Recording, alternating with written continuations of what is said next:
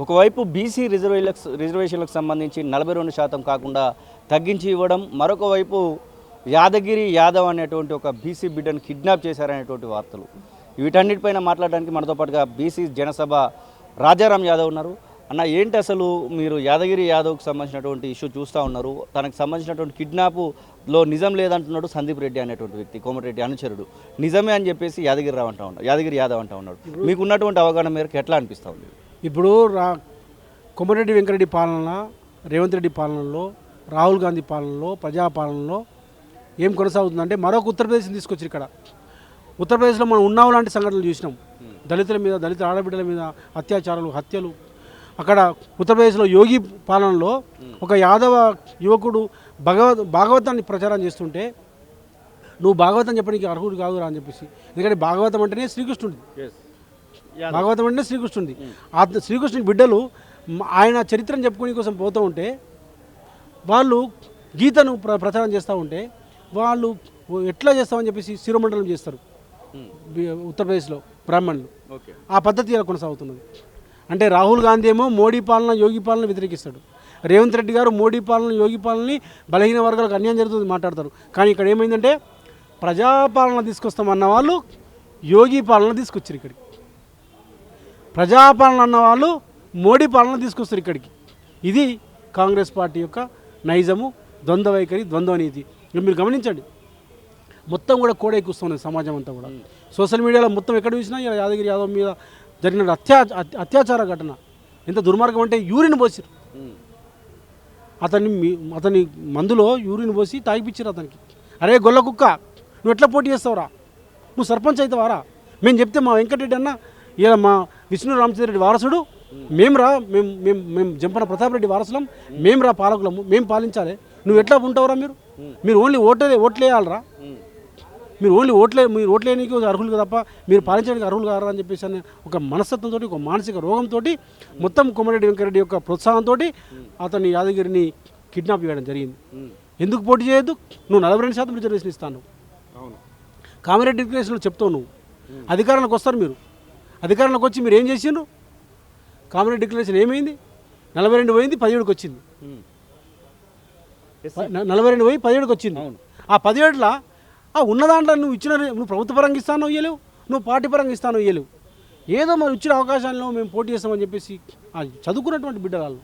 లక్ష్మి గారు ఇలా పీజీ చదివింది అమ్మాయి, ఒక పీజీ చదివినటువంటి విద్యాధికురాలు, ఉన్నత చదువులు చదివినటువంటి ఒక ఆడబిడ్డ ఇలా పోటీ చేయడం కోసం ప్రయత్నం చేస్తే నువ్వు పోటీ చేయడానికి వీలు లేదు, కోమటిరెడ్డి వెంకరెడ్డి అనుచరులు మాత్రమే ఇక్కడ ఉండాలి, ఇది ఏకగ్రీవం కావాలి అని తాకీదులు జారీ చేస్తే, శాసనాలు జారీ చేస్తే ఆ శాసనాన్ని వినందుకు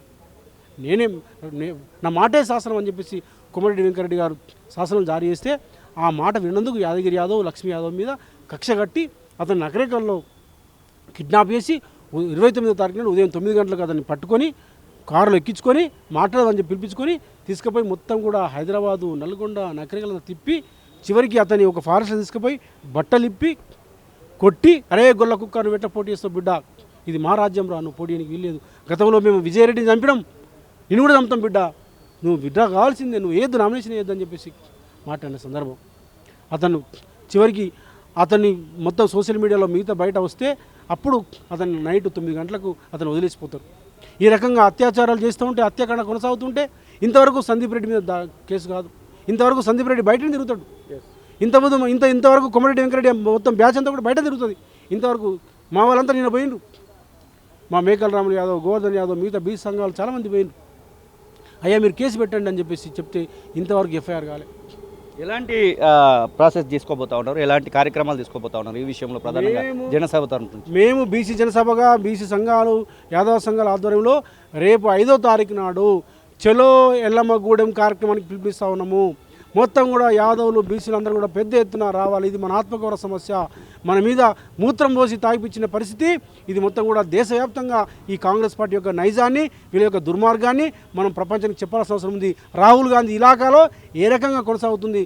రాహుల్ గాంధీ ఏమో సామాజిక న్యాయం అంటాడు, ఎవరెంత ఉంటుందో వాట అంటాడు, అభినవ్ అంబేద్కర్ లెక్క మాట్లాడతాడు, ఒక బుద్ధుడు లెక్క మాట్లాడతాడు. కానీ ఆయన ఇలాకాలో ఈ రకంగా యాదవుల పరిస్థితి, ఈ రకంగా పద్మశాల పరిస్థితి ఏమైంది? కైలాస్ నేత ఏమన్యాయం చేసిండు? ఈ కాంగ్రెస్ పార్టీలోనే 10 సంవత్సరాలుగా పనిచేస్తున్నాడు. నీ కోమటిరెడ్డి వెంకరెడ్డి గెలుపు కోసం పనిచేస్తాడు, నీ రాజగోపాల్ రెడ్డి గెలుపు కోసం పనిచేస్తాడు. విద్యార్థి నాయకుడు ఓఈజేసీ అధ్యక్షుడిగా నేను ఉన్నప్పుడు నా స్వహస్తాలతోటి అధికార ప్రతినిధిగా నేను ఆయనకి ఇచ్చిన ఒక తెలంగాణ ఉద్యమంలో భాగస్వామ్యుడు, ఒక పద్మశాలి బిడ్డ, కైలాస నేత. అతన్ని నీ పార్టీ కోసం పనిచేసి నీ కోసం పనిచేస్తే డీసీసీ అధ్యక్షుడు చిన్న పదవి ఇస్తే ఇలా తట్టుకోలేకపోతున్నావు. ఒక మానసిక రోగి వీడు ఒక తాగుబోతు, వీడికి చదువు రాదు. వీడు సిబిఐటి కాలేజీలో వీడు 18 సబ్జెక్టు ఉంటే 15 సబ్జెక్టు ఫెయిల్ అయింది. వీడు తాగి యూరిన్ పోసుకుంటాడు బట్టలల్లా. వీడు అసెంబ్లీకి కూడా మన హరీష్ రావు గారు చెప్పి కదా తాగబోతు వీడే తాగి వచ్చిండు అసెంబ్లీకి. ఇట్లాంటి వ్యక్తిని ఇలా మంత్రివర్గంలో కొనసాగిస్తూ ఒక యాదవులు అంటే నచ్చదు, వీళ్ళకు బీసీలు అంటే నచ్చదు, ఒక గౌండ్ అంటే నచ్చదు. డాక్టర్ చెరుకు సుధాకర్ని డాక్టర్ సుహాస్కు ఫోన్ చేసి అరే నీ తండ్రిని చంపుతారా, మా వాళ్ళంతా తిరుగుతుండ్రా, బిడ్డ జాగ్రత్తరా, లకారాలు. మేము మాట్లాడలేము అట్లా. అనేక పోరాటాల్లో భాగస్వామైనటువంటి బిడ్డలం మేము. ఒక ప్రాపంచిక దృక్పథం ఉంది మాకు. ఆడబిడ్డలు తిట్టలేము మేము. వీడు దరిద్రుడు, వీడు రోగి, వీడు మానసిక రోగి, వీడు వెంకటరెడ్డి, వానిలాగా నేను మాట్లాడలేను. వానిలాగా నేను వెంకటరెడ్డి తల్లి నేను మాట్లాడి, నాకు తల్లి వెంకటరెడ్డి భార్య నాకు అక్క, వెంకటరెడ్డి చెల్లె నాకు చెల్లెలు అక్క. కాబట్టి ఆడబిడ్డలు మేము ఇప్పుడు వీని తిడితే మేము ఆడబిడ్డలు తిట్టాల్సి వస్తుంది మేము. కాబట్టి ఈ పద్ధతిలో చెరుకు సుధాకర్ని మాట్లాడండి, కైలాస నేత మీద మాట్లాడండి, ఇలా ఒక యాదవ్ బిడ్డ మీద మాట్లాడిన సందర్భం మొత్తం బీసీ వ్యతిరేక వైఖరిని కలిగి ఉన్నాడు. విష్ణు రామచంద్రరెడ్డి వారసులు వీళ్ళు, జంపన ప్రతాప్ రెడ్డి వారసులు వీళ్ళు. ఆ రోజు ఎట్లయితే మొత్తం జల్ జంగల్ జమీన్ మీద మాకు ఎట్లయితే ఆధిపత్యం ఉండాలి, మేమే ఉండాలి, మీరంతా పాలితులుగా ఉండాలని చెప్పేసి దురమంచనాన్ని బతకాలని చెప్పేసి ఉన్నటువంటి మానసిక రోగులు వీళ్ళు. అట్లాంటి మానసిక రోగులు ఇలా ఈ పాలన చేస్తున్నారు. ఇది ప్రజాపాలన. అందుకోసమే 5వ తారీఖున ఎలాంటి కార్యాచరణ ఉండబోతుంది మీరు చెప్తున్నటువంటి ప్రాంతంలో? లక్ష్మీగూడెంకు వేలాది మంది పోతాం మేము. బిడ్డ అనుకుంటున్నాం కోమటిరెడ్డి వెంకటరెడ్డి, రాజగోపాల్ రెడ్డి మీరిద్దరు దొంగలు. మీరు అనుకుంటున్నారేమో మీరు మా ఓట్లతో గెలిచారు, మీరు మా ఓట్లతో మీకు అధికారం వచ్చింది, మా ఓట్లతో మీకు సంపద వచ్చింది. ఒకనాడు బికారులు మీరు, సిమెంట్ బస్తాలు అమ్ముకున్న వాళ్ళు రా మీరు, సిమెంట్ బస్తాలు అమ్ముకుని సూపర్వైజర్గా పనిచేసిన వాళ్ళు మీరు. ఎక్కడి మీ ఆస్తులు? మీ అన్న ఏదో ప్రభుత్వ ఉద్యోగం చేసి ఇది చదివించింది మిమ్మల్ని. మీరు అధికారం అడ్డం పెట్టుకొని కాంగ్రెస్ పార్టీలో మీరు వచ్చి మీరు ఎమ్మెల్యేలై మంత్రులై ఇలా కాంట్రాక్టర్లై వేల కోట్ల రూపాయలు ఎక్కడి నుంచి వచ్చినాయిరా మీకు? ఇలా ప్రజల నుంచి వచ్చినాయి కదా, మేము అధికారం ఇస్తేనే వచ్చినాయి కదా. కాబట్టి ఒక అవినీతిపరుడు వీడు వెంకటరెడ్డి.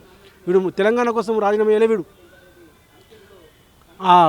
మానేరు డ్యాము కాంట్రాక్ట్ వచ్చింది వీళ్ళకి, వస్తే అది మొత్తం కొట్టుకపోయింది. నీళ్ళు వస్తే కొట్టుకపోతే ఆయన కిరణ్ కుమార్ రెడ్డిని డబ్బులు ఇవ్వన్నాడు. 600 కోట్ల రూపాయలు ఇస్తావా లేదని చెప్పేసి బ్లాక్మెయిల్ కోసం రాజీనామా చేసిండు. 600 కోట్ల కోసం రాజీనామా చేసింది తప్ప తెలంగాణ కోసం వీడు రాజీనామా చేయలే. వీని తమ్ముడు 18,000 కోట్ల కోసము నేను పార్టీ మారిన కేసీఆర్ని బలహీనపరచడం కోసము నేను నరేంద్ర మోడీ చెప్పినట్లు నేను టూల్ అయినా అని చెప్పేసి స్వయంగా ఒప్పుకున్నాడు. ఎక్కడ సీనియర్ జర్నలిస్టు TV9 రజనీకాంత్ గారి దగ్గర. కాబట్టి వీళ్ళు ఒక అవినీతి పరులు, వీళ్ళు తాగుబోతులు, వీళ్ళు దుర్మార్గులు, వీళ్ళు స్త్రీలోనులు, వీళ్ళు వ్యభిచారులు, వీళ్ళు రాజకీయ వ్యభిచారులు. వీళ్ళు ఇట్లాంటి వాళ్ళు కాంగ్రెస్ పార్టీలో ఎట్లా కొనసాగిస్తారో అని రేవంత్ రెడ్డిని అడుగుతా ఉన్నాం.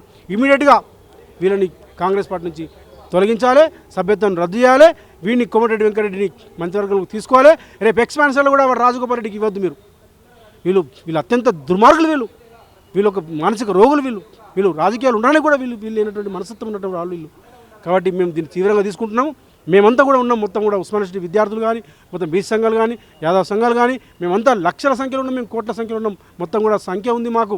బిడ్డను అనుకుంటున్నాం మేమేమన్నా కులం నీళ్ళు మారా మేము తక్కువనే అనుకుంటున్నాం. ఆ బిడ్డ ఇలా నీ ఆ మాట అనలేను కానీ మేము మొత్తం కూడా తలుచుకుంటే మేము గట్టిగా కేకేస్తే నువ్వు ఆ కేకల శబ్దంకు కొట్టుకుపోయేవాడు నువ్వు. కాబట్టి మేము ఖచ్చితంగా రేపు రాబోతూ ఉన్నాము. రేపు లక్ష్మీగూడెంకి వస్తాం, వేలాది మందిమి, మొత్తం వేలాది మంది వస్తాము లక్ష్మీగూడెంకి. ఆ యాదగిరి యాదవ్కి మేము మద్దతు చెప్తా ఉన్నాము, లక్ష్మీ గారికి మద్దతు చెప్తా ఉన్నాము. ఒక మాట, ఎలక్షన్ కమిషన్ ఇప్పటికైనా ఇంటర్ఫియర్ కావాలి. ఎలక్షన్ కమిషన్ ఇంటర్ఫియర్ అయ్యి అతను డిస్క్వాలిఫై చేయాలి. ఆ సందీప్ రెడ్డి అంటోని మీద పీడీ యాక్ట్ పెట్టాలి. ఇతని సభ్యత్వం రద్దు చేయాలి, కాంగ్రెస్ పార్టీ నుంచి ఇతని మంత్రివర్గం నుంచి తీసేయాలి. దానికోసమే రేపు డిసెంబర్ 5వ తారీఖు నాడు మేము చలో లక్ష్మీగూడెము, డిసెంబర్ 10వ తారీఖు నాడు గన్ పార్క్ కార్యక్రమం. జై తెలంగాణ. మొత్తం మీద మేమందరం కూడా యాదగిరి యాదవ్కు సంఘీభావంగా వెళ్తామనేటువంటి మాటనైతే వారు చెప్తున్న పరిస్థితి. కెమెరా పర్సన్ అజర్తో శ్రీనివాస్, తొలి వెలుగు, హైదరాబాద్. అసలైన తొలి వెలుగు. ఫాలో వాట్సాప్ @తొలి వెలుగు official.